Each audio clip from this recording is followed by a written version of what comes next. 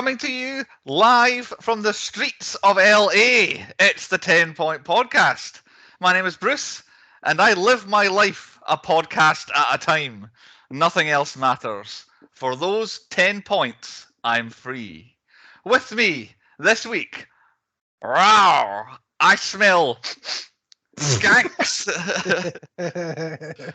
First, that sounds like a serial killer name. It's Chris. Fair enough. Looking very cool in his car. I forget what kind of car it was. A Vin Diesel Paul Walker sandwich. Exactly. Yeah. And secondly, he scares the shit out of me. It's Andy. I'm late for the barbecue. Late for the barbecue with the family around the back. Not much in the way of insults in this game. This film. I thought they'd be all over each other, jibes and shots and all that sort of stuff. But yeah, that's the intros this week.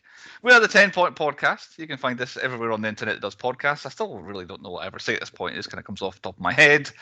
Google 10 Point Podcast. You'll find us. Streaming places that does audio everywhere. You'll get us.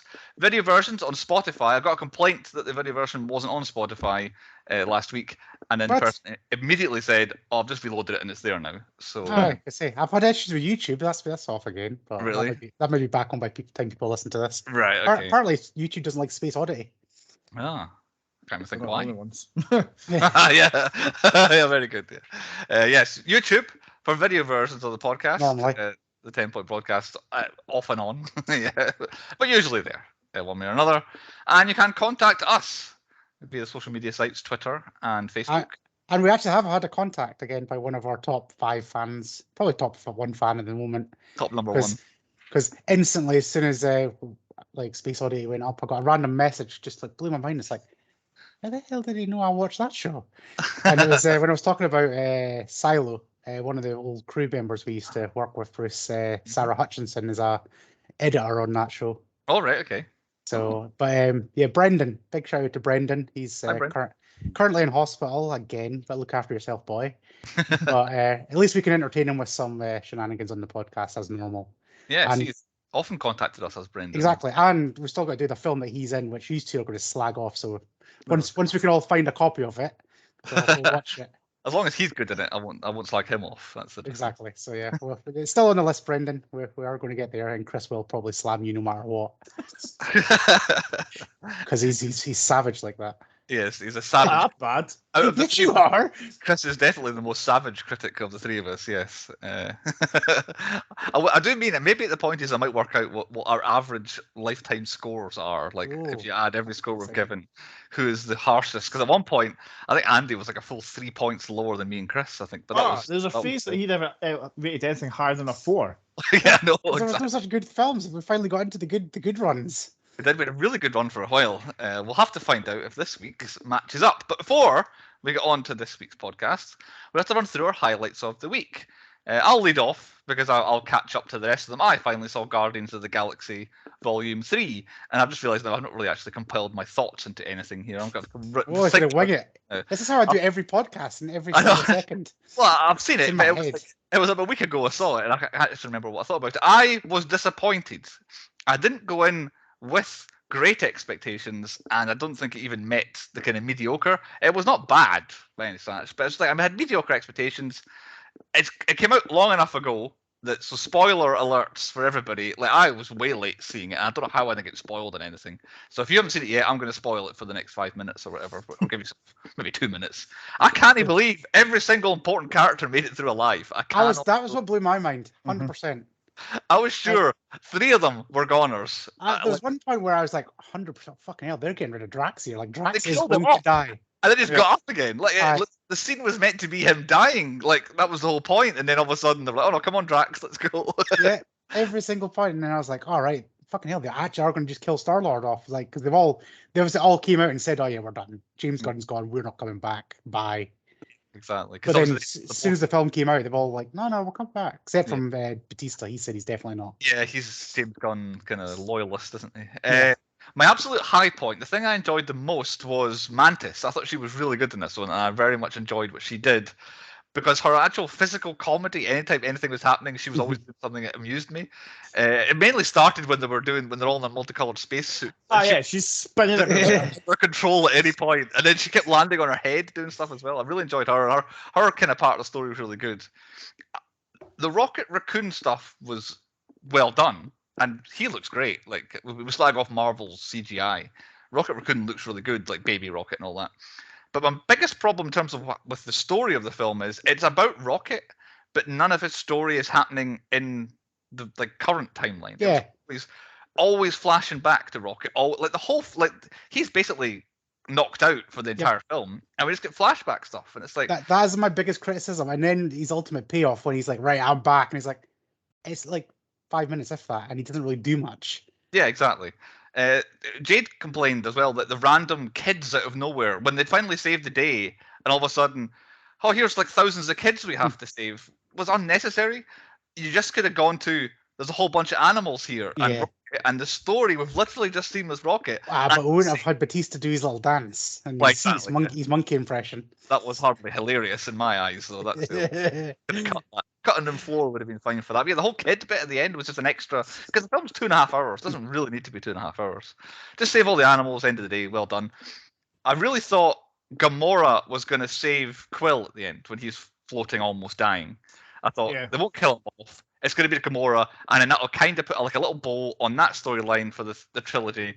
But no, that's still going seemingly, because basically that's what I'm most invested in when it comes to the Guardians is the Star-Lord Gamora stuff, because I really like Gamora. So I wanted more of them and less of like Rocket stuff, to be honest. And then when it's Adam Warlock saving the day at the end, I'm kind of like, oh well, fair enough. Like, okay, he's going to be one of the Guardians now, and I enjoyed him. He was good. But like, I thought it was going to be Gamora, but that story's still hanging there. But my biggest complaint is, this is the third Guardians movie. This one, they seem to have nominated. Quill's got his Zune now. This is 90s music. And that's what they did with 90s music. That was the most disappointing thing in the whole film, is all of the music that was made in the 1990s, and that 15 songs is what you picked.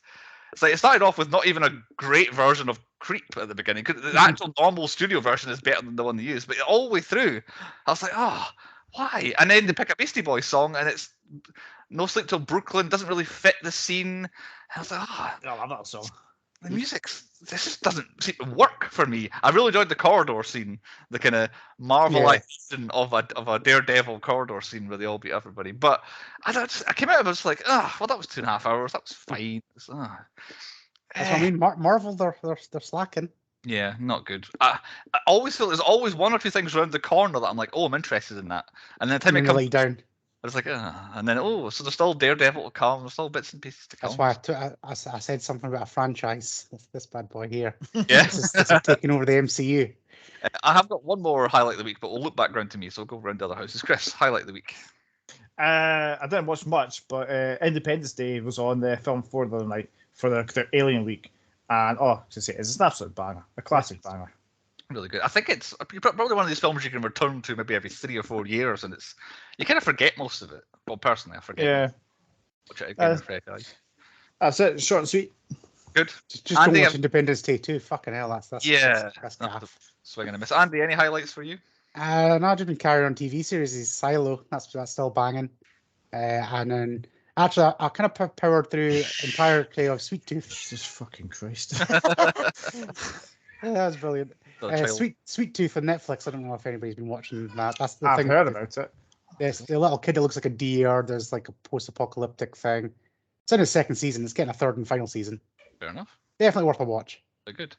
Back round to me again then. I finished Ted Lasso. I thought Ted Lasso season 3 was fine. I haven't seen the last episode yet. I won't spoil it. I know what's going to happen though. The last episode is probably good within the context of the series, as it's a good episode. I still agree with you that the Amsterdam episode was probably the best one they ever did. But the general consensus seems to be that the Lasso has been pretty terrible this season. But I liked it, and I thought this finale works. From what I've seen up until the last episode is they've rushed the Nate Shelley thing, because he was supposed to be like the big bad guy through the whole thing, and I thought the last game of the season was going to be West Ham against him, Ted against Nate, and Ted was going to win the league, whatever. Yeah. And then I thought the way they're working it out is that he's going to leave, and I think Nate's just going to take over from him. the way Okay, it well, kind of worked. So I will let you see it, Chris, because we may talk about this next time then. So my actual highlight of the week, which is good, is Air, the Ben Affleck Matt Damon thing I've about not watched that yet. Nike trainers and all that sort of stuff. You love Affleck, Andy, so I won't put you off because you love Ben Affleck. It might not be your kind of thing. That's the only thing I would say is that I like films. that's fine. It's a lot of just people sitting in rooms talking to each other. There's I not like even a good sitting in the room talking thing. there's You're the one that basically- can't appreciate that. Remember the Cube? You fucking hated that shit. Oh, yeah, absolutely, yeah. Yes, fair point. But yeah, there's not a lot of basketball, and it is basically just kind of business meetings is kind of what it is. But yeah, really good, like really good. It's only as good as it could be. It's kind of because it is just people just sitting in offices talking business and making deals with a famous basketball player. Like there's only so much you can do with it. The main character only has the story of I'm trying to prove myself and get Michael Jordan and all this sort of stuff. So it's like it's not an all-round Oscar-winning blockbuster. Oh my god, the best thing I've ever seen. But for what it is really really good. And Jason Bateman's really good in it. Again, he's pretty much good in everything I ever see him in. Jason Bateman. He's the most vanilla actor ever. Yeah, I know. But Some people like vanilla. Some people like vanilla. It's a good flavor. But yeah, Air very good. I'm sure I had more thoughts on it, but that's it. Like everybody, it's just a good film written well with loads of good actors in it, and directed by Ben Affleck, who is an Oscar-winning director. So he made it interesting, and it's just again people just chat. Fun fact on Ben Affleck and J-Lo. Do you see how much their house was they bought recently? I did not. 65 million in cash. It's got 24 bathrooms. 24 bathrooms. What do you do with 24 bathrooms? there's just the two of them, isn't there? Yes. One day of the month, basically, is what you do. I think if it's Like that's how rich you are that you have to go out and buy like toilet rolls in 24 packs, and that's just for one in each of your room toilet room. How many house guests do you think he has like at a time? Do you think he has like know. 10 people living with him? Yeah. I think he's just a toilet destroyer, and he's like, "Oh, I'm not going in there for a couple of days." I can't go in there. Yeah. But yeah, apparently they paid 50 million over asking price. It's like a 15 million Beverly Hills like thing, but apparently it was his dream home. He's always wanted it, so just went 65 million. Give me it because it came on sale. But yeah, it's got 24 bathrooms. There you go. Fun fact. Fun fact about not about Air, but kind of about Air. But yeah, I highly recommend Air, but don't want like an absolute roller coaster of a time. It's an interesting story and it made for an interesting watch. So as the highlights of the week, we better crack on to the reason for the podcast this week. And you want our adrenaline fueled roller coaster? We've got one coming up for you. The point this week is the 2001 tire-squealing action crime thriller, The Fast and the Furious. Please tell me that is what it's actually put as IMDb, tire-squealing. IMDb is action crime thriller, but on Sky it described it as tire-squealing action. Nice. So I put it all together. Written by 3 different writers on this. Gary Scott Thompson did the screenplay and the story. Famous for writing things like Hollow Man, the first 2 Fast and Furious films, basically the creator of the Las Vegas television show that had Dennis Hopper in it. I'm not particularly familiar with it. And the film 88 Minutes, that had $2,000 there. Eric Bergfist only wrote this film and basically got credited with on one future project, Fast and Furious wise. And then David Ayer, whose name I recognised, he wrote the Fast and Furious, Training Day, SWAT, Harsh Times, End of Watch, Sabotage, Fury, and Suicide Squad. Not but just Suicide Squad is what he wrote as well. That's the writing team, directed by Rob Cohen, directed such films as Dragon, the Bruce Lee story, Dragonheart. Not every film starts with Dragon, by the way. Daylight, The Fast and the Furious, Triple X, Stealth, and The Mummy, Tomb of the Dragon Emperor. Back to the dragons. He fucking loves a dragon, this guy. A dragon, yeah. I'm sure there was some dragons on some cars in this film. Here's a direct. Film stars, I've got the 4 main stars of this film. As Dominic Toretto, Vin Diesel, famous for things like Saving Private Ryan, The Iron Giant, I always forget he's the voice of The Iron Giant, Pitch Black, The Fast and the Furious, Triple X, The Chronicles of Riddick, and Guardians of the Galaxy, as I mentioned earlier. By the way, all 4 of these are in more than one Fast and Furious movie, but not all Fast and Furious movies. I think actually, technically, Vin Diesel is. No, he's not. He's not in the second one at all. Not the second one, right? Okay. Oh, that's a good point. No, it's not the second one. So anyway, he did Triple X, didn't he? That's why. Yeah. Okay. Anyway, so they're in various numbers of Fast and Furious I. Co-star as Brian O'Connor or Brian something else when he's undercover. Paul Walker, famous for Varsity Blues, She's All That, Fast and Furious, Into the Blue, and Running Scared. Basically, he's famous for Fast and Furious. Really, when you think about it. All Third. because of that Rick and Morty game. Tammy and the dinosaur. Yeah, the T-Rex. Oh, yeah, Tammy and T-Rex. Yes, I saw that. I was like, that's familiar to me, and that's why. Third, as Letty, I didn't get her surname. I'm not sure what it is. We have Michelle Rodriguez, Andy's favorite actress. That's why. Can we just say, like, I forgot she was hot once. When she first walked out the car, I was like, oh, who's I was this? just like, fucking hell. It's like, I completely forgot. It's like, you've actually got a face that moves and it's not plastic and whatever it is now. Yeah. Famous for Fast and Furious. Spoiler, she dies at one point and then comes back into it. What a franchise. I think a few characters do. Also famous for Resident Evil. Forgot she was in more than one Resident Evil movie, Yeah. Michelle. Because SWAT as well. Which is in Avatar. flashbacks, technically. Yeah. Oh, okay. Avatar, Lost for a couple of seasons, Machete, and recently Dungeons and Dragons: Honor Among Thieves. And she's good in that as well. Like she's grown on me. Well, there we go.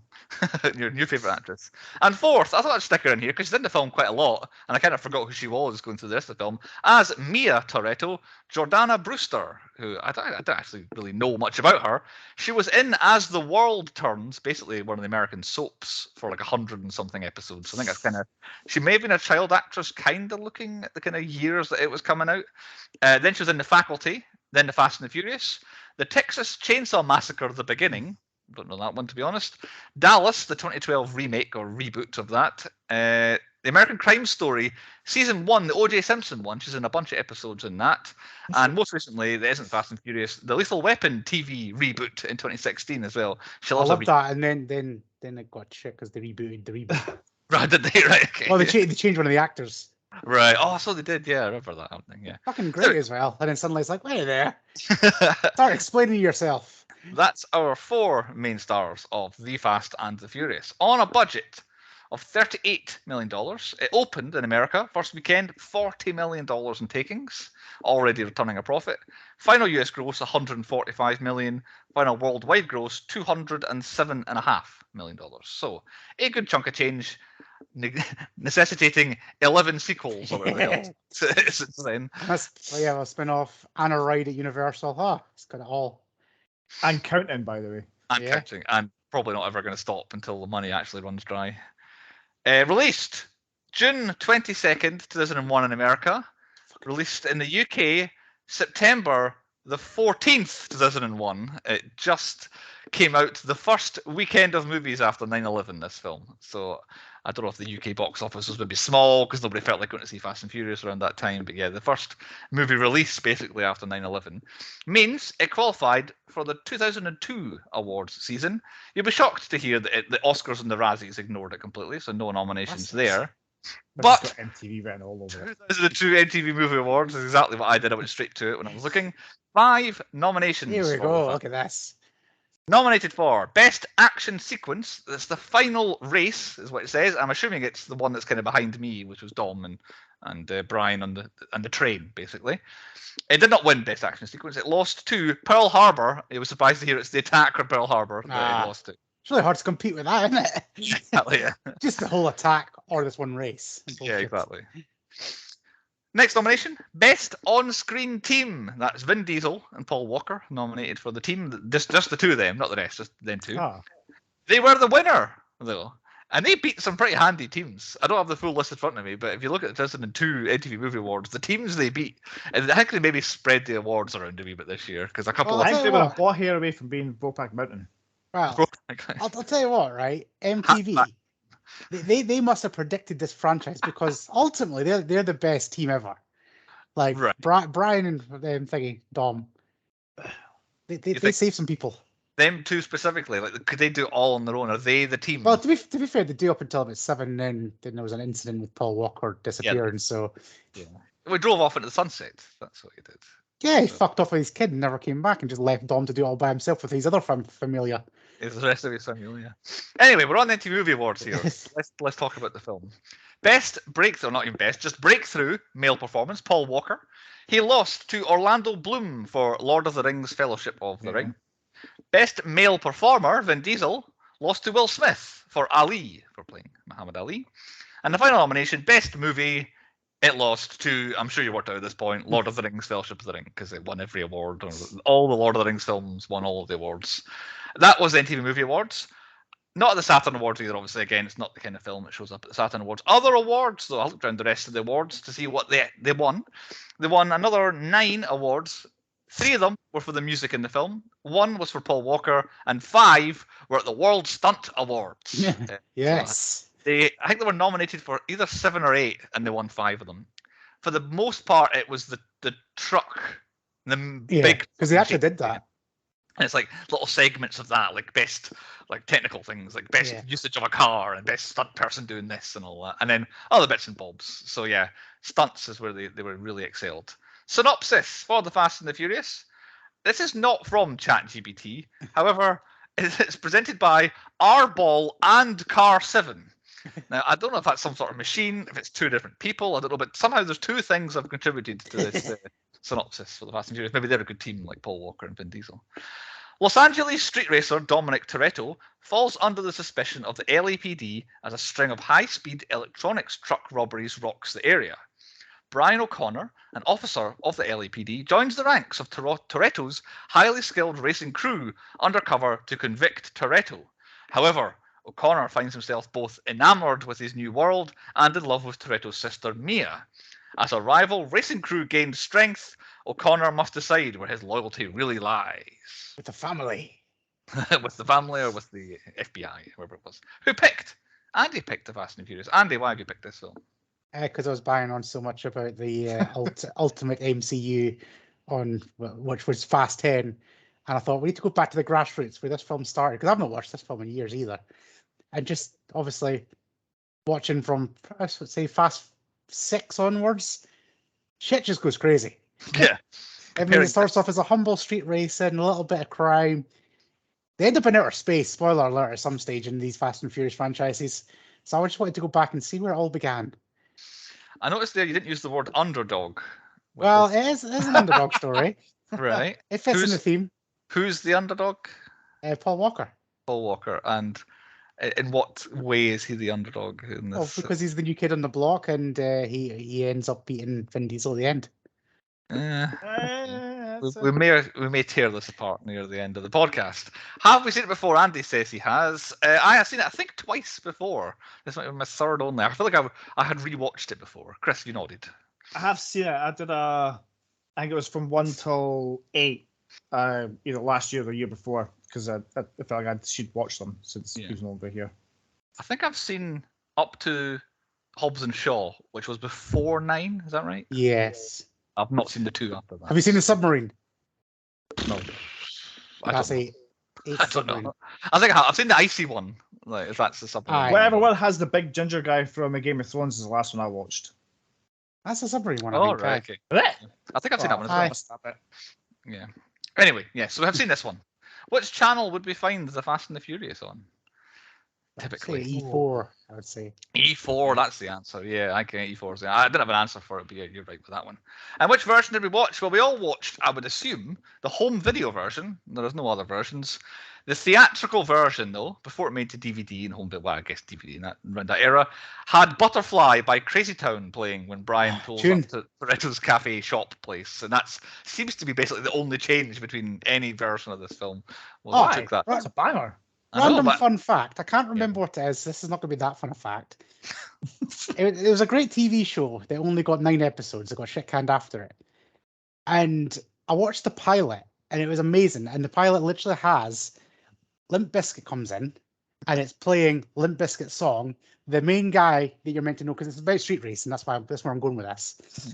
Very similar type thing. And yeah, Limp Bizkit comes in. And then the other guy has an interaction, and then the music cuts, and it's like, oh, that's pretty cool little Limp Bizkit thing. When they released it actually properly, Limp Bizkit still comes in, but they're not playing Limp Bizkit because they didn't put the rights into it. I'm sure so it's just this awkward cameo. Fred Durst, actually, that's what you mean when you say Limp Bizkit. So he's in it, but yeah, they took his music out. I was just like, yeah, that's a banging. It was basically came out at the same time as this. We'll pay you to be in it, but we're not paying you to give us your music. To be Fucking well weird. yeah, yeah, very strange. Limp Bizkit is in fact in this film, which we'll come to later on, I'm sure. And that's the only difference with that one musical change. So that brings us on to point 2, the high points. What is the best bits and things about the Fast and Furious was? Andy, why don't you lead off? I start. The heist at the beginning. Yes.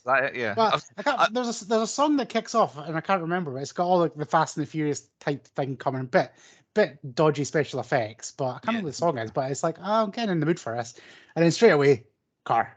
It's like that's what I want from a Fast and Furious thing. Start as you mean to go on. Give me some fast cars. My immediate thought was this film starts basically on the back of a lorry with some merchandise in it. I was like, this is exactly how Beverly Hills Cop starts. Yes. That's actually technically a low point because that's probably worth about £5.50 that thing now. It's the only thing that really dates this film, I would say, is that first bit where it's like, right, here's a nice shot. This is what they're about to rob. Then you get the robbery, which is really good. But yeah, that first scene is just like, that's not aged very well. That fucking TVs with big backs on it and DVD players. I don't even think about that. But yes, the opening car chase, robbery, heist thing. Although it's really short. I've written in my notes. It's good, but it kind of stops pretty quickly. But that, of course, because they have a kind of reprise later on, it comes back to do the same thing again. Yeah.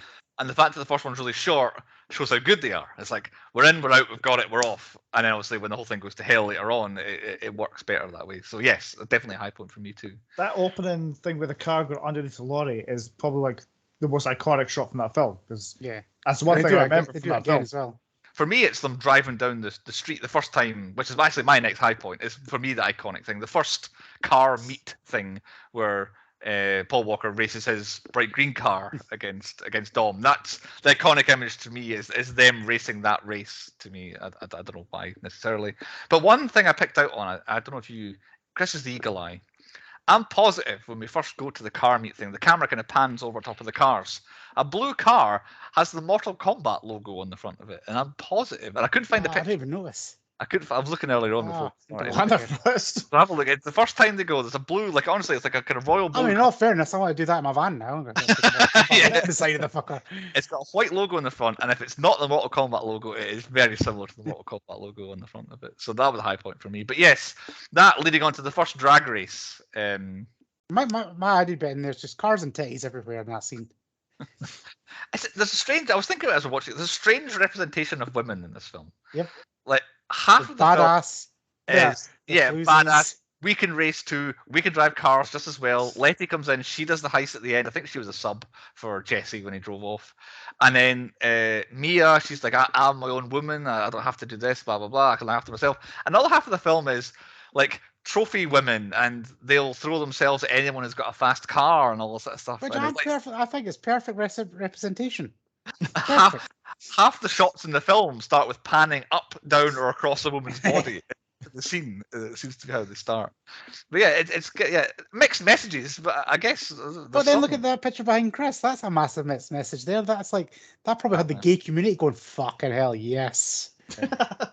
These boys. Well, was not a big rumor that Vin Diesel was gay. Well, right, that's another fun fact because apparently him and Michelle Rodriguez were banging on and off set, which. So we got a wee glimpse into what they were doing. On set, were they? Well, yeah. Like as they were on set. Just imagine the director going, "Camera's rolling, guys. You can stop."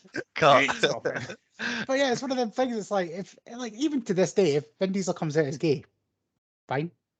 Knew all along, 100% knew. Didn't have to hide it, mate. Yeah, exactly. Yeah, but apparently not. It's like he comes across as like proper macho man, but there's a kindness there, which obviously. I'm going to say most gay people have got a soul. It's not speaking because I don't have a soul, so I'm just saying that. Right, okay. So speaking as a heterosexual who has yeah, no, Vin Diesel, just I don't know. It seems weird that it was genuinely him and Michelle Rodriguez. It's like just. Yeah. I feel like I suppose they did. Like I complained last time for there being no chemistry between our main love interests. They do like have a couple of moments to them. On to my drag race though.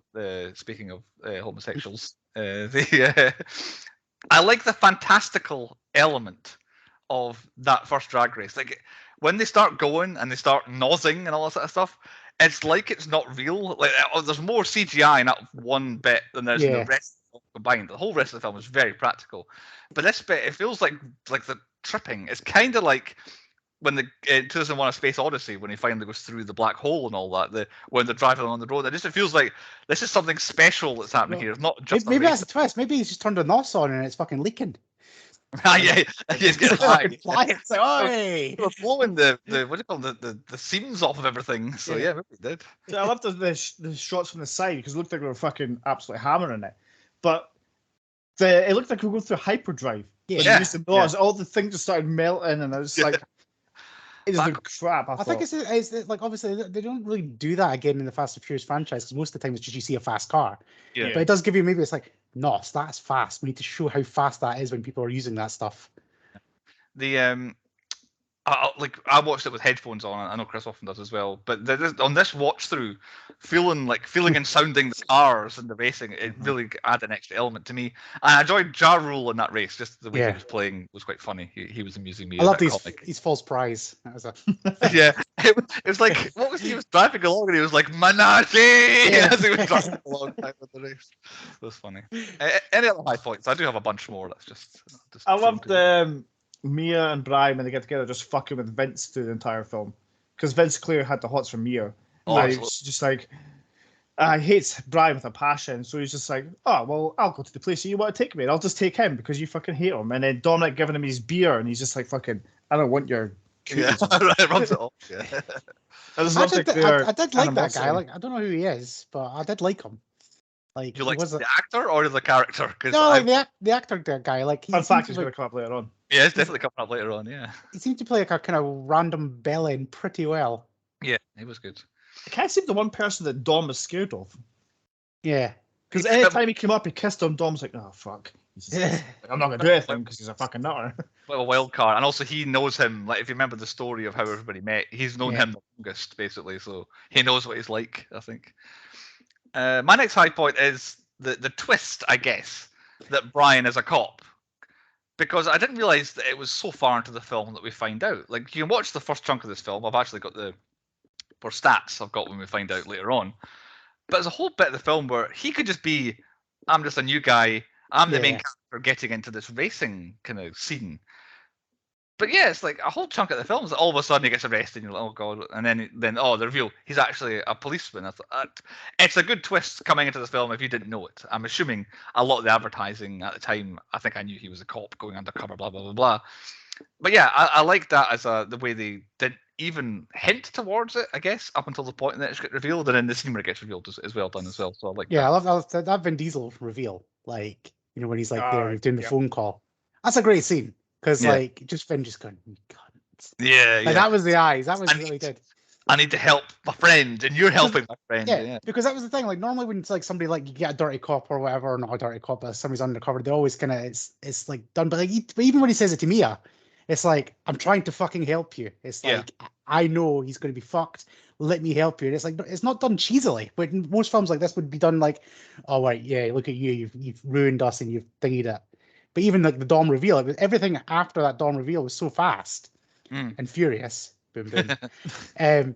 They like didn't really have time for it not to, like, well, it's not cheesy at all. It's like, right, you've just helped my friend, you've let me go, and then once again you've helped me because my friend's just been shot down, and you can see the great turn to the dark side of Paul Walker. There's a part in this film where you forget about justice and you're like, you want the bad guys to win. Yeah. You're just like, you forget all about all the good and bad stuff. That's because like them that much. The actual other bad guys are even worse. Well, exactly. Yeah. There's double bad. The Chinese guys. Yeah. But you're right. What appeals to me is when he reveals to everybody, "Oh, I'm a cop. In the various examples that he does, it is to help them, like you say, and they don't flat out just ignore him and refuse help. Because that always annoys me. It's like, you gain nothing by refusing this man's help at this point. But they're all like, like, I know you're doing what's best for everybody concerned, so carry on. And of course, they trust Brian to a certain extent at that point as well. Quick shout out: angry black police, or in this case FBI. Yeah, I was covered. That's all I need to mention. Tick.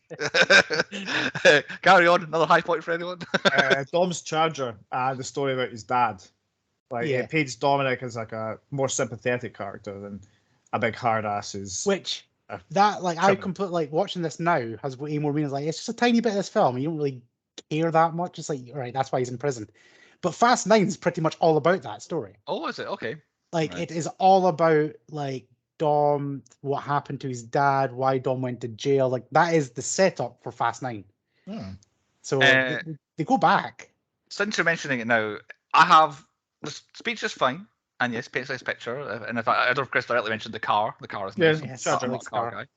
But as far as low points go, in his quarter mile at a time speech, did Dom try to justify nearly murdering the guy who accidentally killed his father? I would say justifies, he just didn't stop smashing his face in. Yes. Because he killed his dad. He did, but the way he tells the story, the guy comes up the inside and goes bumper to bumper and blah, blah, blah. Is he implying he did it on purpose? Watch Fast 9. Well, exactly, yeah. And to my eyes, I'm thinking it sounds to me like it was an accident in an organised race and his dad accidentally died. Fast 9. For Dom to just take a wrench or whatever it was and try and murder this guy. Like, I mean, this is a 20-year story arc that Bruce needs to wait for the answer. You can just go watch Fast 9 now. But I watched this film. That's the problem. I watched this film. I don't think it doesn't make Dom look good. I think at that point I'm a bit more like, oh, you are a bit of a bad guy because you nearly killed this. It's hard to say innocent, but this guy, he was just racing his car. They rectify it Fast 9. Fair enough. That's fine. But that was a low point, which I did like the scene. That's what I had that query. I have only one more high point. No, sorry, I don't have two more high points. I have two more. So, Andy, any others for you? I like the race wars bit, but I kind of needed more race wars, which is kind of a low point, but I'll get to that.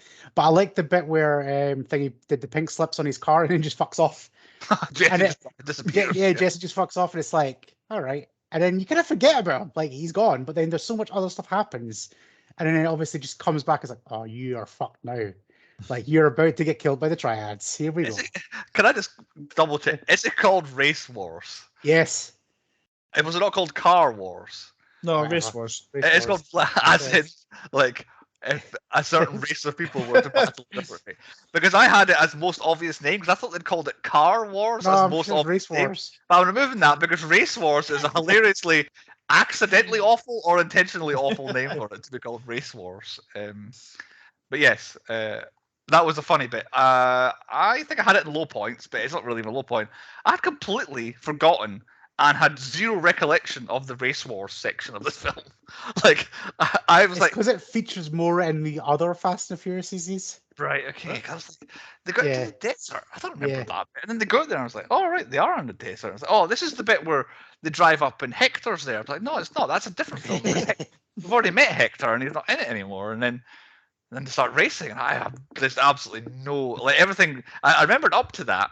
And then I remembered a bit after that, but the bit in the desert, no recollection whatsoever. Right, two more high points to go. I'm assuming they're the same ones. The failed truck heist. Chris, tell us about that.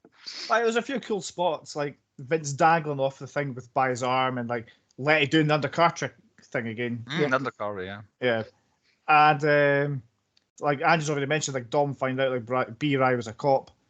I was like I've got like one wee flaw is like Paul Walker's stunt double looks like Ted Levine from Silence of the Lambs. Because he's in it. Maybe it was him. I know, it's just when he stood up, like, he's got like that kind of weird mullet. Yeah. It's looked like that, and I just could focus on the rest of it for a while. For when Letty does the under truck trick, she's like, Dom, move out the way, I'm coming to save the day. She goes under the truck. Am I remembering wrong? Does she on the truck and then immediately just going to ram into the truck's wheels and then spin off and crash? I think how he drives. Right, okay. I thought like, oh, I'm coming to save the day. Her plan was to smack the truck with her tiny little car. Truck drives into her. I don't understand how Dom with one wheel less is still faster than everybody else. Yeah. I think the thing, right, here we go, we'll say it. The thing about the Fast and the Furious is we learn over the course of 11 films, he's got superpowers. Definitely. I've seen a meme about that. Is that actually true? Does he start developing superpowers or something? I think it's up to interpretation, but I mean, he's definitely got Wolverine things. He's got Batman. Like, he could see like crime scenes happening. He could see the future. Oh, I've seen that one. Spidey senses. Yeah, he's like Dom's got it all, but we just don't know at the time. But yeah, maybe he can make I don't know the rubbers stay on the tire a little bit longer. But yeah, absolutely great scene. Like I didn't remember it being as practical stunts. That's what. As good as it was, because it's all done basically on this big strip of road. Not a hilarious runway like in one of the later Fast and Furious films. Fast 7. And then I get 6 because I quite like 7. Anyway, final high point: Dom versus Brian versus the train. The scene that's behind me in my video. I like the twist. The twist's what gets me every time. I keep forgetting. Yeah, he wins or he's safe, and then he's all of a sudden. I always think, oh yeah, he gets hit by the train. He doesn't. Yeah, by the train. It's just a random green truck, isn't it? Yeah. My favorite bit of the whole thing, though, is this is specific for me. When they start the race, you go red light, yellow light, and then you go unlit green light, and then you can see the reflection of the 2 cars in the green light, and then it goes green. And I very much like that directorial choice by Rob Cohen for that one there. But yeah, it's good. It's a tension builder. It's like, can they beat the train? Can they beat the train? Can they both beat the train? Are they going to stop? No, they're not. And then it's very rarely both beat the train. So somebody gets clipped. Yeah, somebody always gets clipped. Underdog story. Them versus the train, was that the underdog story? What I loved is the fact that it took 2 noises for Brian to catch up with Dom, who had no nose whatsoever. Well, his engine's so fucking big it's sticking out the car. I love that opener of it just fucking riding up like a stallion. Yeah. I can't accelerate quicker than the other car if you're going woo, up in the air when you're trying to accelerate. That has to be the. Anyway, on to point 3. Low points. What was up the I've got one more. Thanks to Marvel, I have never seen the end credit of this film before. Oh, it's like it's very similar to the Guardians of the Galaxy post-credit, which is sit through the whole credits for not very much. For him just to basically Dom just says something he said earlier, didn't he? Is that I've never seen it before. It's supposed to just imply and Dom got away, isn't it? Yeah, very much. Yeah. He'll be back. Yeah, he'll be back. Dom will return. Yes. Low points. Overarching one. The soundtrack is pretty awful. Taken as a whole. You shut your fucking mouth. Yeah. How dare you? This is a banger of a soundtrack. Bits and pieces, but for the most part. Ja Rule, Limp Bizkit, a bunch of random things that sounds like Mortal Kombat. It's like, I'll give you in half. It goes from one good song like Limp Bizkit's to a guff song, and then it'll go to a great song to another guff song. So it's kind of up and down. 50-50. I think for the most part is awful, but there are some high points which will get mentioned later on. But I had to mention that here. I think the music was bad. It was worse than the music in Guardians of the Galaxy, but fitted better than the music in the Guardians. Any other low points? I do have. How did nobody other than Vince realize he was a cop? Like some random guy comes in and just asks weirdly specific personal questions. I would. It's the one thing I don't like about this because like. Obviously, I think everybody knows that he's an undercover cop, but yeah, just they got 3 Hondas. And it's like that was the moment where Dom should have instantly realized, going, right, I've sent this guy in to go and get me 3 things. Now he's checking out my cars in a garage, saying it's for race wars, but he knows all along. So were they actually Dom's cars, or were they just? I'm 99% sure they were. Yeah, I've always well baffled by the Hondas. I'm really confused. Yeah. I'm like, I think, what do you call him, Hernandez or whatever? That's probably racist. Hector. Yeah. Like, I'm pretty sure he was part of, like, he was doing things for Dom, obviously. He was organizing the street races. I think he was pimping out the cars. He was the one that delivered them to when they needed them at the end. Like, he was the one that dropped them off, him and his team. Makes sense. But yeah, that's the point where it's like, Vin Diesel should be like, right, what the fuck? You're sneaking around here. Now we're over here. And then, it takes the thingy just to go, you're a cop. And they just come out and say it multiple times. It's like everybody's like, "Oh no, he's all right." It's Brian from the auto body shop. That's it's just he's new in town. That's all. And like sticking around. And that's the other thing. That auto body shop guy seems to be like Vin Diesel and him are best mates. Like he gets all the business in. Surely he would be going. The FBI have just sent me a new hire, Dom. You might want to watch out. He must have. Was he in it, or was he not? He must have. I reckon he is. Like he's had to turn. The police are like, "You're going to jail for 15 years for what you've done, unless this, and this." Because I feel like they mentioned he was receiving stolen goods, and they kind of twisted him with that. Probably, probably importing stolen goods or something like that, and he's gonna go away for a while unless he helps Brian. Well, I'll put a fun fact in here now because it fits perfectly.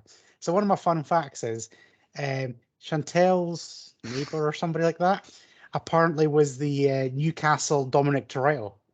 And and he was the one that gets all the imports, and apparently had something to do in this film as well about getting NOS tanks.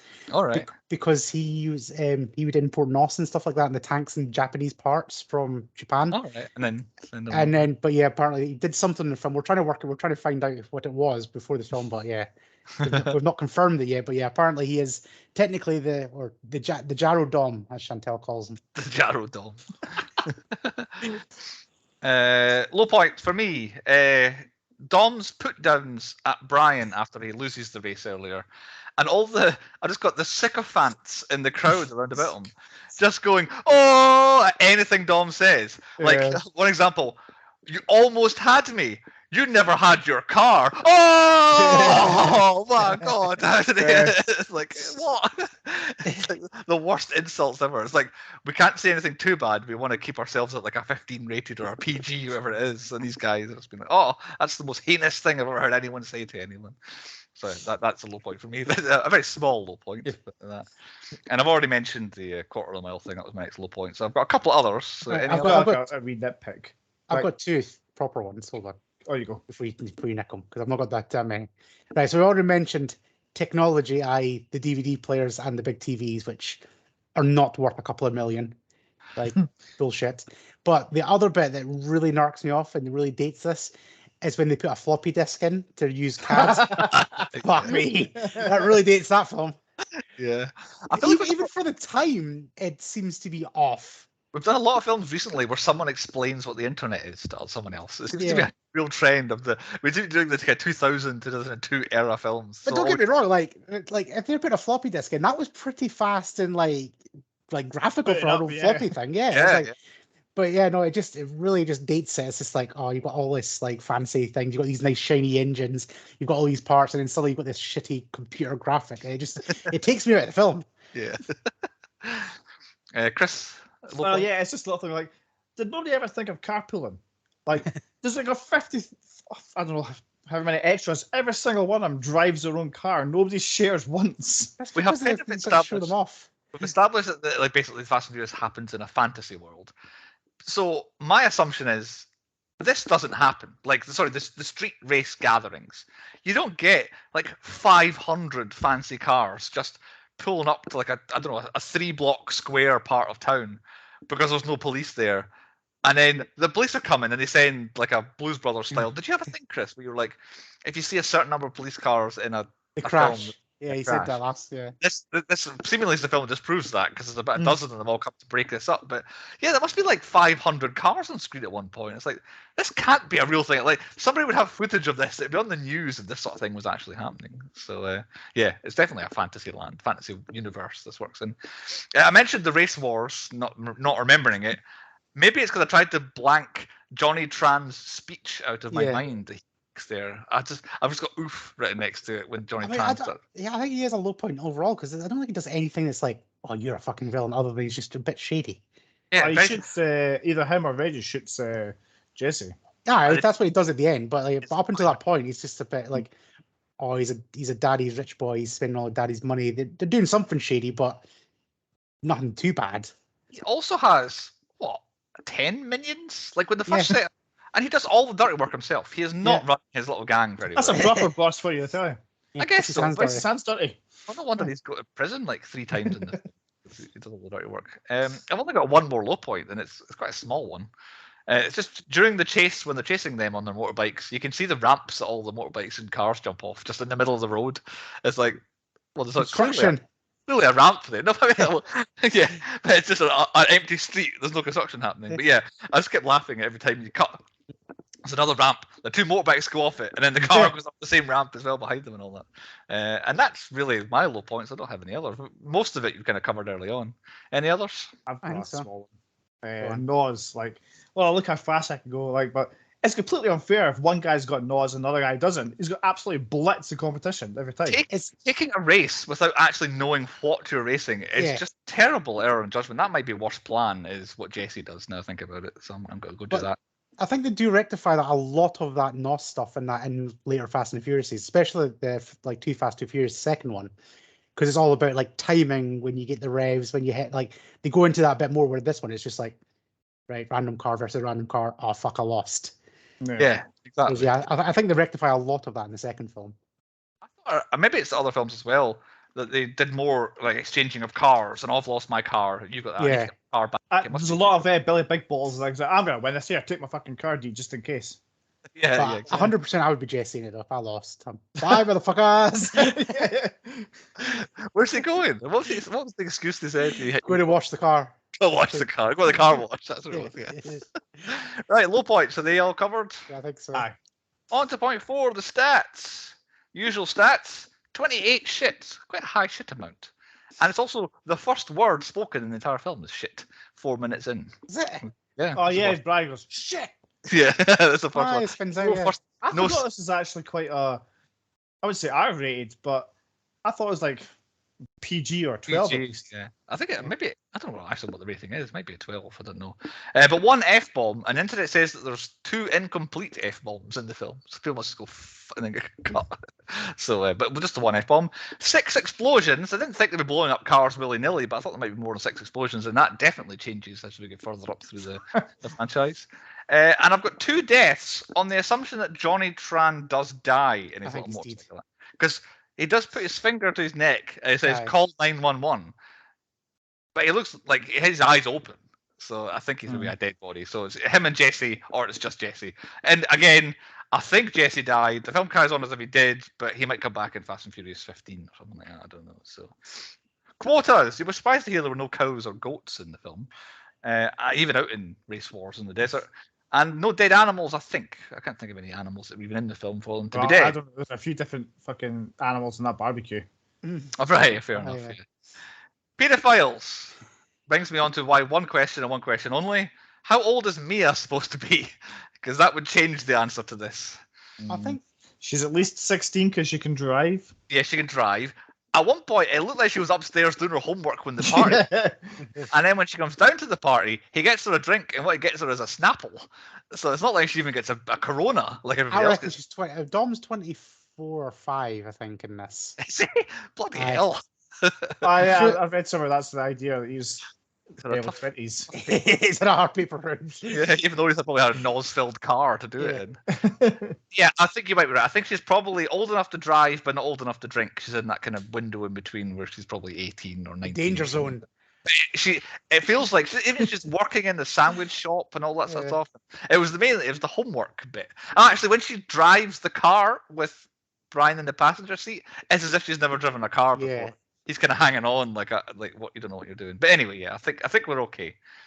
The Tom Cruise Tackleberry trifecta. If only Dom or Brian had ridden a motorbike, we would have had it. Johnny Tran almost. I was going to say, Johnny Tran, yeah, he was had a girl on the back of his bike. He did. Did he? But the main question I had was, I think it's Dom or Brian if it had been motorbikes. But do you remember seeing Vin Diesel running in the film? Because I don't think I remember seeing Vin Diesel. No, he kind of walked. Yeah, he perfectly, did. He didn't ran when the police chased after him. Right. Okay. There we go. Oh, yeah. Did he? Oh, he I guess does. Aye, he does. Aye. See, And it he feel- dramatically crawls Spider-Man style when he's getting shot at. Yeah, because I feel like he's the kind of actor who's like, I cannot be seen to run at any point. I am too I run tough funny. to run, and also, yeah, probably too big to. Yeah. So yeah, I think we were quite close. I was hoping that we might get the Toretto trifecta, but we didn't get the. Oh, trifecta. that'd be a good one. Brian is revealed as being a policeman. He's actually, he works at LAPD, but is working with the FBI, so he is a cop after 34 minutes of the film, and then at 1 minute 14. He reveals to Mia is the first to learn. So basically, he's only a cop for about 45 minutes of the film, if you were put it that way. I thought this film's called Fast and the Furious. Furious is going to be tough, but I can work out who is the fastest. Who's the fastest in the film? You only really ever see a speed dial during that first drag race. Brian hits his nose and goes to 150 miles an hour, and things start to go bad for him. And then Dom flips a switch and goes at least 10 mile an hour faster than he does to win that race. So I'm thinking maybe 160 mile an hour. That might be the fastest anybody goes in the film, but I don't have any factual numbers around that. I think that's faster than like the fastest cars now. Maybe. The land speed record is quite quick. It's more 100 mile an hour. Did they say the thing? Fast and Furious. No. I feel like they almost said it once in a song. They did not say it in the film, but literally as the film ends and the credit rolls, Ja Rule goes, "The Fast and the Furious" at the start of his song. So literally after the film, but in it, it's tough to say what it is. But yeah, one time they say Fast and Furious. Did they say the thing? Family. Yes. Twice. And did you get my little trivia note on who says it? It's the It's FBI guy. Ted Levine first, and then it's Johnny Tran. They disrespect my family. It is not Dominic Toretto, and not only is that, it's nobody in his family ever says that.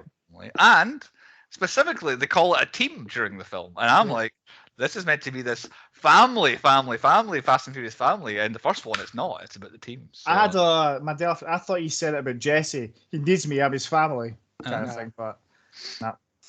Chris, any stats from you? Yeah, you fucking stole that one. That was it. That was my start. His family.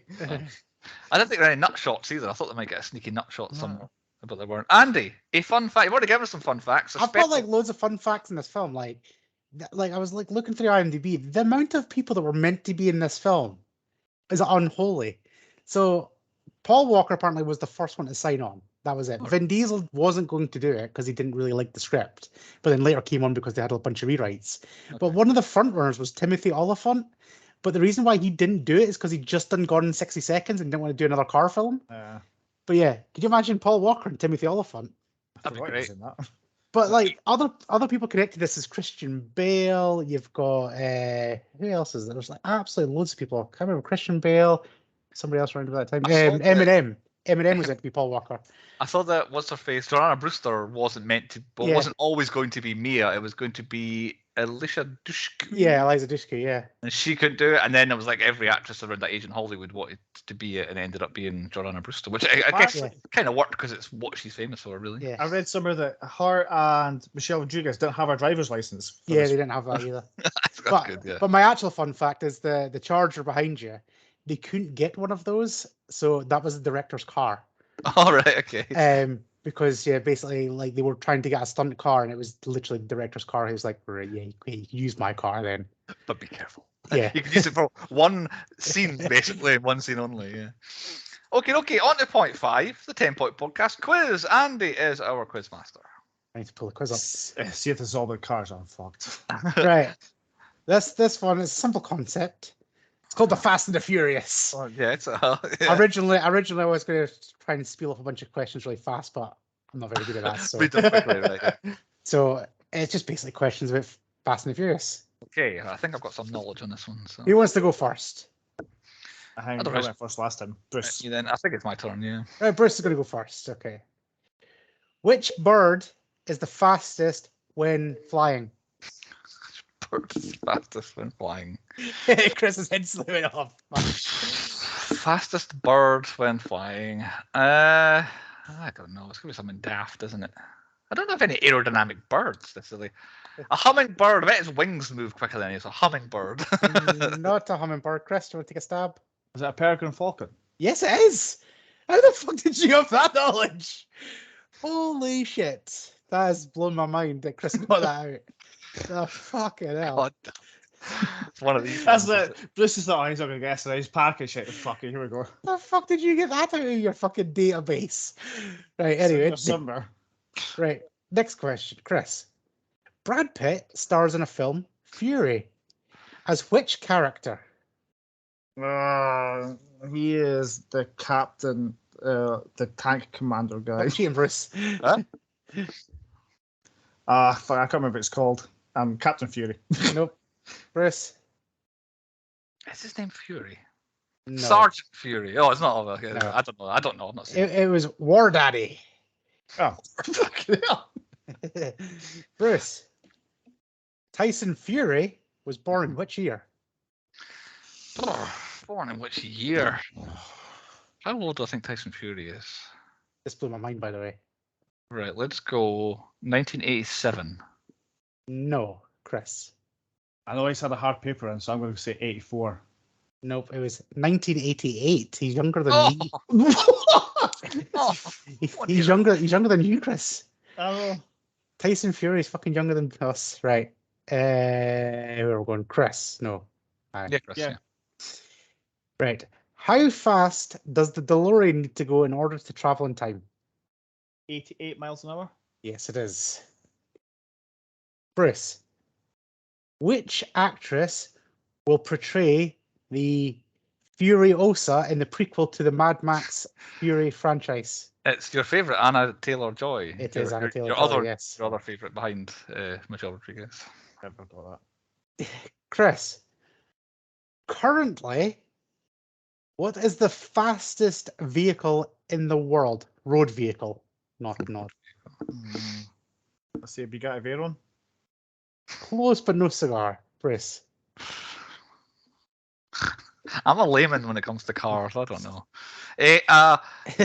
Lewis Hamilton's Formula One car. No, it was a Bugatti Chiron Super Sport 300 plus. Yeah, the Veyron was. Would you the have original. accepted Bugatti? No. Yeah, no, the Veyron was, but then it got defeated by a McLaren, and then they brought out the Chiron. So Bruce was almost right, technically. Right, where we're going, Bruce. Mm-hmm. Which Mongolian emperor is believed to have killed over 20 million people during his reign, resulting in man-made climate change and the planet cooling? I'd like to know how this ties into your theme. I think it's Genghis Khan. Hey, it's furious, isn't it? It sounds pretty angry, I'll tell you that much. What a random question. Chris, who currently holds the world record for the 100-meter sprint? I know why that's. Usain Bolt. He's fast. It is Usain Bolt. Oh, fucking hell. Like, Bruce, Mhm. What is the definition of fast fashion? Fast fashion. Right. It's going to be one of two things. This is not my answer. It's either going to be fashionable things that athletes can wear, or it's going to be like shopping quickly. So I'm going to say definition of fast fashion is being able to go into a shop and buy something very quickly behind the counter or something like that. No, Chris. Is it outfits that can change very quickly? So it can go from like a dress to trousers quickly or something. No, like that's called a quick change, and that's a Yeah. magic trick. No, it is rapidly produced or cheaply made clothing that currently imitates catwalk trends. Right, okay. See. So Okay. like Primark. Yes. that. Chris, who currently holds the world record for the 200-meter sprint? God's sake. Oh my god. Usain Bolt? It is Usain Bolt. One second in this. How many quiz. races did he actually perform in? Probably three. Probably the relay as well. So. Okay. What's the score? Did you need a tie break? No, Chris is 4. 2 up at the moment. Yeah. All right. I'll give you another one, Bruce, just for shits and giggles. What is the definition of fury? Rage? I don't know. Anger.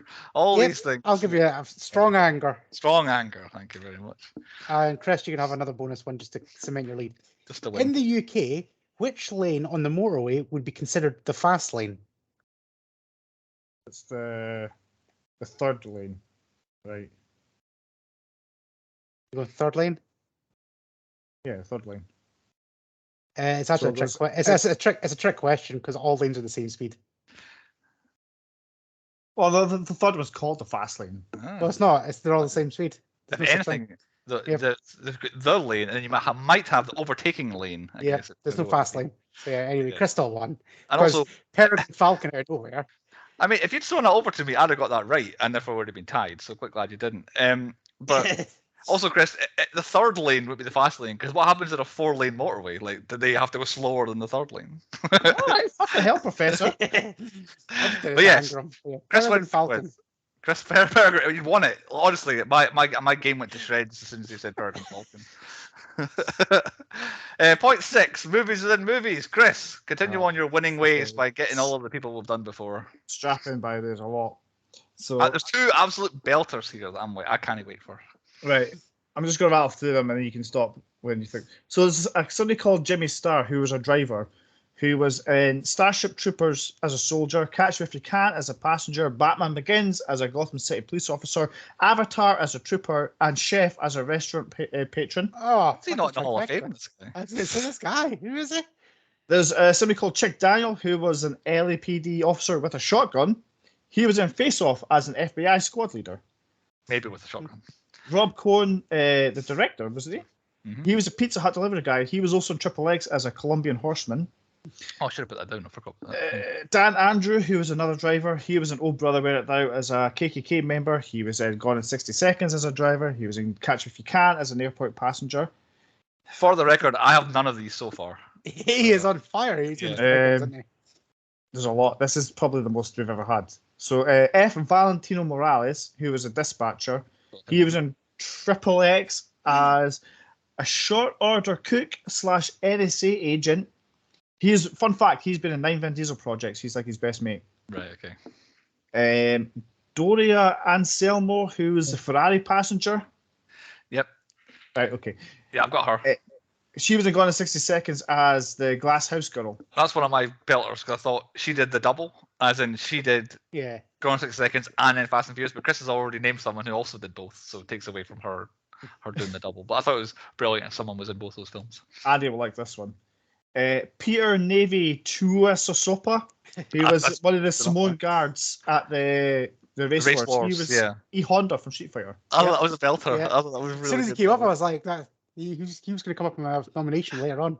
All right, okay. Noel Guglielmo, who was Hector. He was an old school as student number 1. I made sure I got that one because I keep forgetting about old school. But he specifically is the guy who shouts, "Hey, Godfather!" across the road at Luke Wilson. We nailed that together on the podcast because he's just called student number 1. I see that guy is always called Hector in everything he's in. Yeah, or it's Mandela, then he's not actually. He's called Hector in Fast and Furious, and everybody's like, "Oh, it's Hector."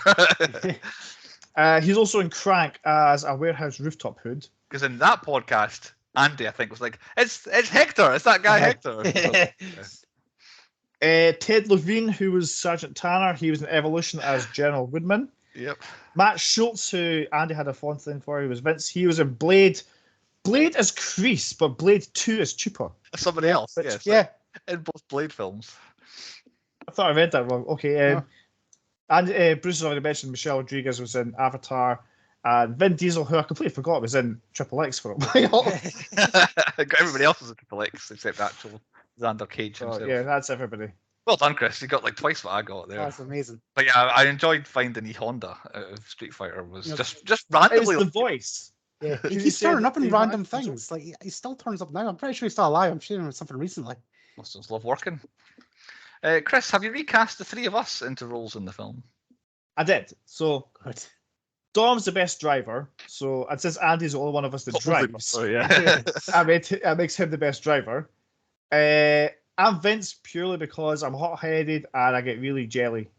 I see Bruce as the angry agent guy who like wants results but can't quite control me. And Andy. Oh, I'll take it. That's my favorite role. That's the role I want to play in every film. I had me as Brian, and I had Chris as Jesse. I almost had you as Jesse. I thought Jesse, yes. But yeah, because you said in the past that you crack under pressure. I think it was. So I thought you were Jesse. But yeah, I think Brian and Dom is me and Andy. I think that's. I've got the Dominic Trail hairstyle. I'll go for the haircut. Yeah. Okay, on to my stuff then. There were 2 films in this film, if you follow what I'm saying. They were watching Dragon, the Bruce Lee story, and the kind of banger, by the way. And then I still know what you did last summer, partly. Randomly. It was in the background as well. I don't know what the connection is there, other than maybe Eliza Dushku. I think she's maybe in that. But yeah, I thought it was 2 films actually in the film. Could this film have come out in 1995? Absolutely not. I think there's no way this sort of film would get made. And the opposite end of the DVD thing, there would be DVD players in 1995 for them to steal. But if they were stealing that, it'd definitely worth over a couple of million. Yeah. Yeah. Futuristic tech. Dead Man Walking. Jesse, from the first time we started speaking, I was like, you seem like a real person to kill, and I have no recollection of you at all. Never mind, even in this film, I did not remember Jesse. I was like, you're not in any of the other ones. So if anyone's dying, him. But then when Johnny Tran turned up, and I'm sure the guy next to him introduced him as his brother, Lance. How did they say Lance? It's like was his brother. When he started just being on camera, I was like, you've got a real villain number 2 going to get killed at some point, kind of vibe about you. But he survived, I think, and Johnny Tran was the one that died. So I was wrong on one of my Dead Man Walking. Who's in the wrong movie? I think it is the guy you've just cast me as. I think it's Agent Bilkins, the angry black guy. They don't need him. Like this is the other guy would be fine. Needs an angry, just have the actual FBI handler guy. That's all you need. Ted Levine in him. So I don't think he needs to be there. Everybody else kind of fits. Jesse didn't fit, but then he was supposed to not fit, and that's how he dies. Like, it's kind of. And which trope would I like to see die from this film? The cop falling in love with a criminal trope. I'm going to agree with you now. That's where I was kind of similar lines. Going undercover and then falling in love with the baddie. Every single time. Yeah. I've kind of got 2 little ones. Okay, go ahead. Like, you mentioned before is the extras like being interacted with and overacting, like going, oh damn shit. So But my main one was like undercovers that suck at being normal people. Hi, I'm Brian. I'm from around here. Yeah. How did you all get together? How did you steal that? Blah blah What blah. about that big heist that happened? Have you seen anything? He basically wear a fake mustache. to Yeah. blend in. I am not Brian. I am Brian. 2.7. That one thing. What is the one thing Fast and Furious has? This is quite an awkward one, so I don't know. Throw it up to the floor, Andy. That one thing. It's the car behind you, that Charger. Like might just cut- I'm sure it's in other films, but as soon as I see that, that's Fast and Furious. Yeah, I picked car porn. Car porn. So mine's kind of. I think I did some googling to confirm this is true. I think this one thing this film has is the car underglow comeback. I don't think Right, yeah, neons. lights until this film came out. Then it became cool, and then in like Grand Theft Autos and games where you customize cars, you could put Yeah. lights. Yeah, that's what I did. Mine was black cars with a green glow. Yeah, and then now it's gone again. As far as I'm aware, like you don't see it in any films anymore. That's where I see all my kind of what's cool and all that. To be fair, this was this was the year before I started driving as well, and this basically made me want to pimp my car. Yeah, I'm a bright green underglow. And you're not allowed to in the UK. It's fucking Oh, really? bullshit. You know, No, well, you're allowed to do it in car parks, but you're not allowed to drive with them. Right, okay. So yeah, So I you think don't see them. that's the one thing this film has. The Fast and Furious franchise has a lot, but I feel at some point in the future we'll come to other films that might be where other things get established. I'll tell you what, the next 10 films, boys. Easy, you don't have to think about it too long, do you? On our nominations for the 10 Point Podcast Awards, I think when Chris wasn't with us, Andy, I said I've got some debates to have here. So Chris, why don't you lead off? We have some discussions. right? Best actor Vin Diesel. I left acting. I think all the acting ones are blank for me. I don't think anyone's good at anything enough to be nominated. Personally, They're all good, but there's just too many of them. None of them stand out. Is my issue with it. I don't know. Vin Diesel had that fucking charisma that just. Oh, like yeah, he had a face when he's on the screen. He just steals it, but he doesn't act. It's just him. He's a bit of a presence more than acting, I think. Paul Walker would be the one I'd maybe be argued if you want to say him for something, but even then, I think he's a bit cheesy at times. He's a bit green in this one. Big green. Well, most underused. I put Johnny Strong as Leon. They all Husky voice. Oh, the other one, the other guy. Yeah. I guess so. That's actually very fair. I don't think I've got an underused. I think that might be a good shout. The guy who I'm assuming he can't come back too frequently either. I don't think, does he? Is he back? He does. No. Doesn't stand out as being. Oh yeah, I remember Leon. Right, so no, he does. Yeah, definitely. Best badass Dom. Yep. This is one of my arguable ones. Probably Dom, but I don't know. I think Brian kind of matches him a little bit in various ways. To be fair, the first time we meet Dom, he's ripping Brian off of Vince. Is and that? then he's knocking But- Seven Cheats of shit out of Johnny Tran. Any man that drives up to a side of a truck and just holds his arm out and just goes, jump, I'll catch you with my one arm. What was going to happen there? Like again, grab him, pull him in. Superpower Vin Diesel. Yeah, okay. I think it's Dom. That's pretty badass right there. It's like, yep, fucking hell. Well, actually, to be fair, Vince is the badass. He's the one doing all the danger work. I guess. Yes, but Yeah, I guess so. I was maybe going to mention Letty as well. She's a bit of a badass. yeah, but she's like they're all badass, but I would say Dom's the lead badass. fair enough. Best team is Dom's crew. Yep. Again, fine. Especially going through 11 films. That's undeniable. I reckon Thanos would have shit himself if Dom came through that in a fucking Charger. Do you think at some point, say in like I don't know, 100 years, where but like everything is just derivative of everything else, Disney will have eaten all film companies, and they could just make like the grandest film franchise. I'll tell you what, right? This has actually came out obviously because of Fast 10. Universal are deadly serious about having the Fast and the Furious with Jurassic Park. Yeah, Right. I see that today. Yeah. Apparently, they are deadly serious in doing this now. Like this is the crossover that they want.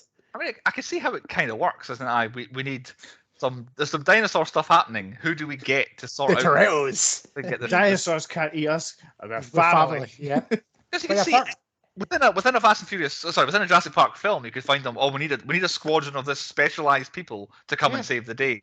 Can our main character, Chris Pratt, or whatever, go find this team? So yeah, just make it the Fast and Furious guy. Yeah, apparently they're being deadly serious on this one. So yeah, it could happen. Which one is it? Is it Fast and Oh, he stopped. Uh. He's deep in thought and he stopped. Furious Oh. I'll do that. There we go. You're back. Right, carry on your deep thought meetings. Go. I kept moving my head until I came back. Yeah, is it the Fast and Furious : Jurassic Park, or is it Jurassic Park : the Fast and Furious, or Fast and? I don't know. What's the is Fast and Furious the more powerful franchise? I would Jurassic say Furious or Jurassic Fury. Furious. I would say going by the Universal theme park. Fast and Jurassic. Fast and dinosaurs. The Universal theme park, it is Jurassic Park World, has got its own big section, and the Fast and Furious just has a small ride. So I would say they would favour Jurassic Park on this one. I would say, yeah, you go around in the car as all dinosaurs, so I would say it's more dinosaurs first. It could be like Jurassic versus Furious or something like that. I don't know. They do something like you see the two logos just going smashed together. Or you just see, like, I don't know, Dom versus a the raptor's dinosaur. head, and then Dominic Toretto's head. Just driving past, punching it in the face. Dom versus the dinosaurs might be my favourite. Actually, that's quite good. Yeah. Right, carry on. My biggest villain I put is Vince. Yes. Yeah. My best villain was Dom because he's the bad guy, but you're kind of rooting for him. Okay, yeah, that's actually it's a good nomination. I did put a best death. No, well, it's going to be Jesse, and nobody gave a shit about him. Yeah. Yeah, just carry on. There's no funeral. My best inanimate object is Dom's charger. That's one of my debates. It was like, I don't know cars, so if you want to argue a certain car and you guys, I'd say the Charger's clean, it's sleek. There is a lot of car porn in this, but yeah, the rest of them obviously just they're Japanese aftermarkets. This is just American muscle. Right, fair enough. We'll go with that. That's probably the kind of one I would pick in a video game, I guess. Yeah. We'll go for that. My worst plan was trying to do the heist during the day. That was a silly all the plan. other ones have been at night. And none of them were wearing a mask either. It's like they decided, fuck it, daylight. We need to show our faces today. The audience knows who we are now, so yeah. I think they can only make the robbery when the truck is there, and if the truck's during the day, they go through during the day. So not having masks on. But as I found out earlier, I'm sorry, the worst plan is Jesse gambling his dad's car without knowing who he's gambling against. Yeah, it has to be that. I think surely he would have enough money because it's all like 2 G's now. Like they have to bet his car. Yeah, but it's still like he took the race against I don't know. Yeah, I don't know, Asian Dom. It's like, oh yeah, my car will definitely be better than his. Like he's the boss of that gang, so it's like, silly. Where are we? My best twist was you don't care about like I said before, like right versus wrong. You just like Dom that much. So your twist is that there's no real twist. No, not really. It was a bit of a shit twist. The worst twist is fucking Brian's a cop because I saw it coming a mile away. Oh, there is that, but I actually like the twist of like how he reveals himself, like just going like calling in, going, yeah, this is blah blah blah, Brian, police officer. I need a medivac here, and then just Dom's like that was a good twist, like his final reveal. I'd say it's the only twisty bit. So we should make one saying best reveal. I know, but it's like it's a strange one. I like how that played out. It wasn't. It's tough to twist because we kind of basically we knew. Dom didn't. Blew his mind. Exactly. Yeah, it's tough. Maybe we just leave that. I think there's something in there. I was just adding shit for the sake of it. Well, worst special effects was when the cars go into like warp speed. I would say the worst special effects is actually the practical effect of the computer. I mean, yeah. I liked the dodgy special effects for that first car race. Because even the bit where it goes into the engine and like that for like 2001 is really good. That's fine. I've got to put that on there. I like the you mentioned before the practical effects of the cars doing the stunts underneath the lorry and stuff. So I'd say that's the best special effects. My best set was Dom's garage. Mine was Dom's back garden with the barbecue. Oh, I'll accept and the beers. God's sake. That's a good set. Great at the bottom of the barrel just to find nominations here. My Daddy John Jules, because I forget every time, is Ted Levine. It has to be. I did not expect that. I've got here Buffalo Bill to show up as Brian's FBI contact /handler/boss /cigarette-aholics anonymous sponsor. And then again as Buffalo Bill doing the stunts. yeah. Ted Levine stuntman as well. Yeah, Ted Levine did not expect him at all to be in this film. My Michael Penny award was Dom and how his dad died. A lot of time. My worst cop was Brian because he got caught sneaking about.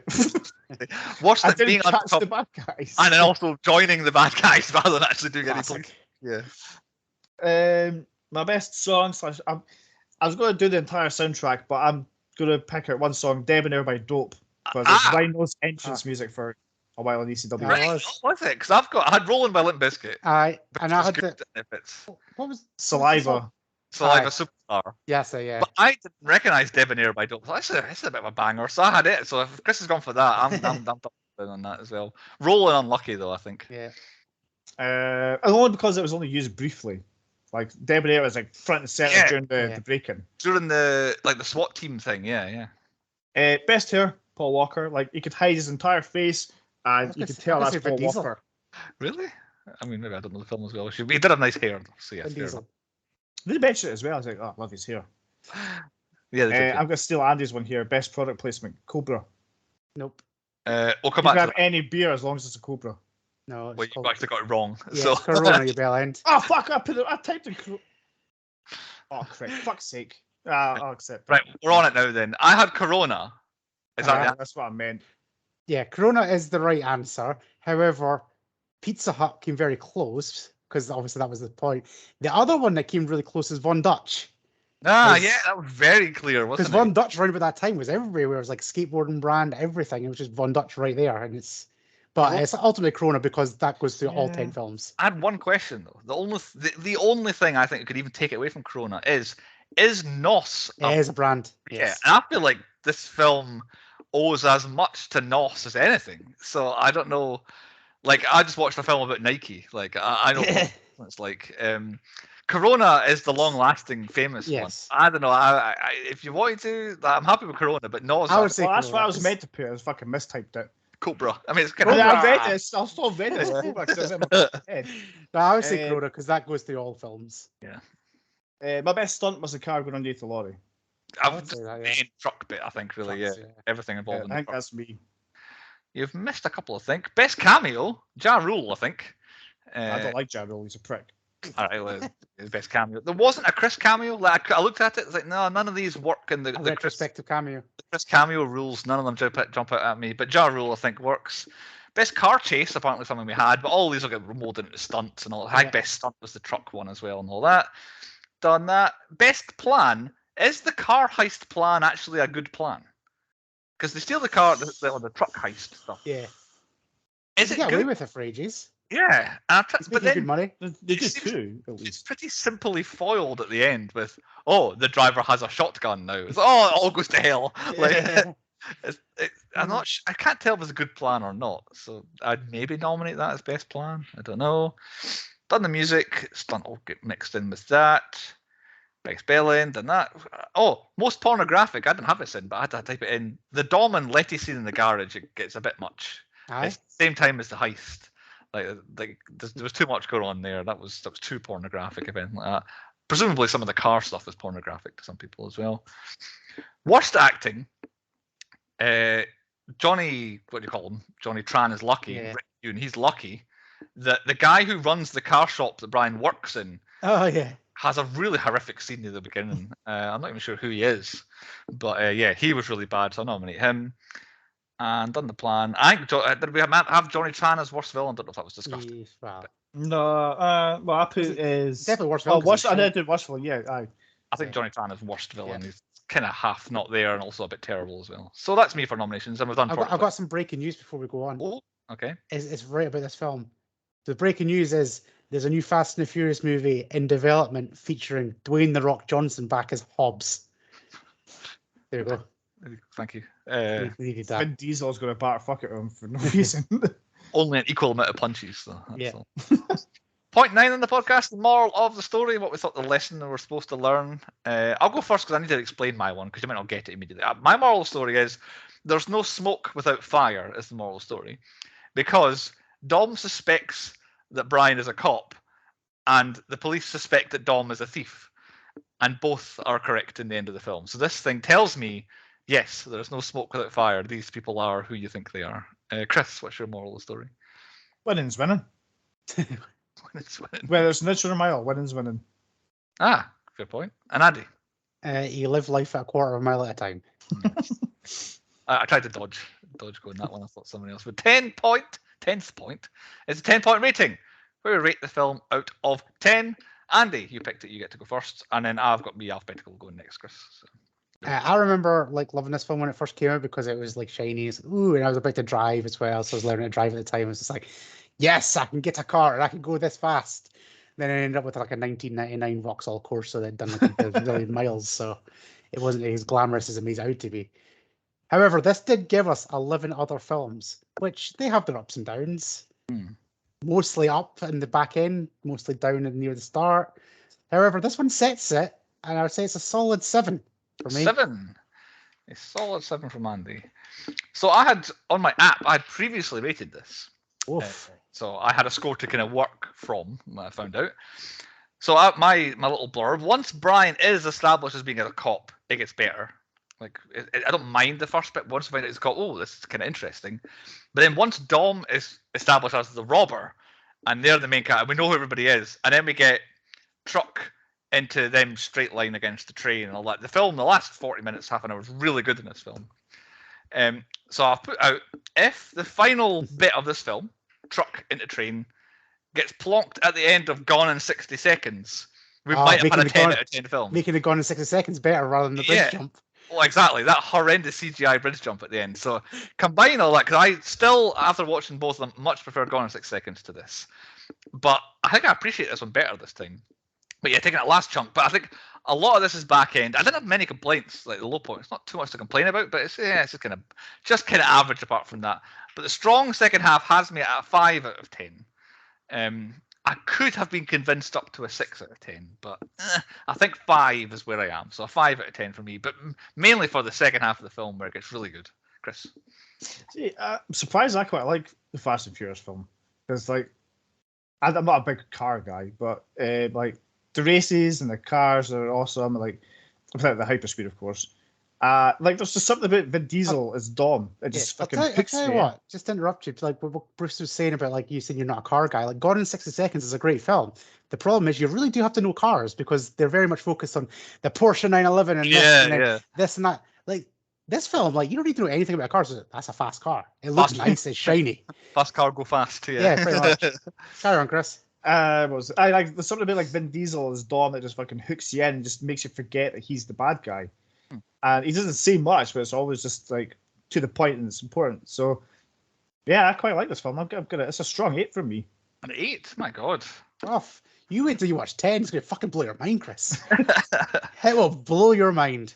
The good news is, even if I give it a 6, it's still going to get the same score. So I'm happy having that. It gets 8 officially. It's a 7 out of 10 from the podcast. So that's fair. That's good. Yeah, if I'd given it a 6, it would have still been exactly a 7 out of 10 as well.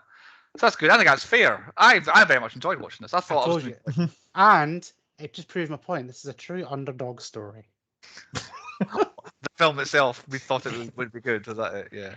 Hey, underdogs. Yes, a shot at glory, Cube, the Ringer, the Human Race, and then Fast and Furious. Fair enough, Andy. It's an underdog story. Criminals. They turn good. Your underdogs for the season. Happy with your 5 films? Pleased with the way the picks went? I mean, there was a few like curveballs and stuff like in there because I just had to at the time. Wrexham getting promoted made me pick the Shot of Glory. Fast and the Furious 10 blowing my mind made this happen. So there was a wee bit of deviation, but I'm happy overall. Looking at your 5, I think Fast and Furious is the best, but I definitely enjoyed A Shot at Glory the most. That's a special film, that one. But next time, it is my final pick. I've done cops and or robbers. Well, that's would have fit perfectly. Yes. I might say this one fits in my this is fitting my theme. I have not gone for Fast and Furious. You had 2 Fast and Furious. For season 7, I wanted to pick a film with the number 7 in the title, though. Oh, unfortunately, 7 has already been taken, so I can't take that. So, films with the number 7 in it. The 2006 crime thriller starring Morgan Freeman, Ben Kingsley, and Josh Hartnett. Lucky number 11 is what I've gone for this season. Chris nailed it. Well done, Chris. I'm trying to tease you with Fast and Furious 7 there. Fire tonight, apart from Cobra and Corolla. Yeah. Lucky number 11. There is definitely a cop in it, and I'm pretty sure the bad guys are robbers or something. I think that's on my list as well, so I'll take it off. Yes, lucky number 11. I've got the DVD somewhere. I can't really remember much about it other than I quite liked it.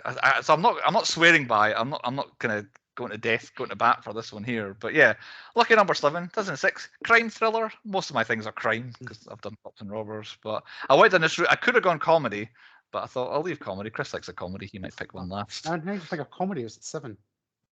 Yeah, again, I was gonna like, I was like, oh, season 7 will get 7, and it came up on the wheel that time. I think. I was like, That would have been a banger of a theme if somebody did that. yeah, all 7s. Yeah. I mean, if Chris could pull off Bobcat Goldthwait. Yeah. He's come back in Guardians of the Galaxy. Did you notice it? Did you notice it, Bruce? No, I didn't. And Who was it? on the end credits, it comes up and it just goes special thanks, Bobcat Goldthwait. Oh, did it? Yes. No, I was busy thinking, oh, this credit is so long. These are like 10 minutes longer than they used to be. Apart of the reason why his credit was there because of his support for James Gunn and stuff like that when it all went to shit with Disney. So yeah. But it just blew my mind when it just randomly came up with Bobcat Gold, and it's like right near the very, very end credit. When everyone's paying attention again. And I was like, what the fuck is his name up there for? Yeah, I did that. I wish when you pointed out to Chris, you were like, look. Because you mentioned that it was him. I thought the entire film I'm watching going. He thought it was the guy that gets knocked off the bike, the clothesline, because he went. I thought, like, now that you mentioned it, I would have been like, I might have jumped to thinking maybe it was the carrot guy or something like that. No, I was looking at everybody thinking it was him. He blew his mind. I was like, oh no, it's just that name there. Anyway, that's totally different films and all that sort of stuff. So yes, you have 1 week to find Lucky Number 11. Hopefully you've got the DVD, otherwise you'll probably have to rent it somewhere. Could be tough to find. Lucky Number 11. Catch you next time on the 10 Point Podcast.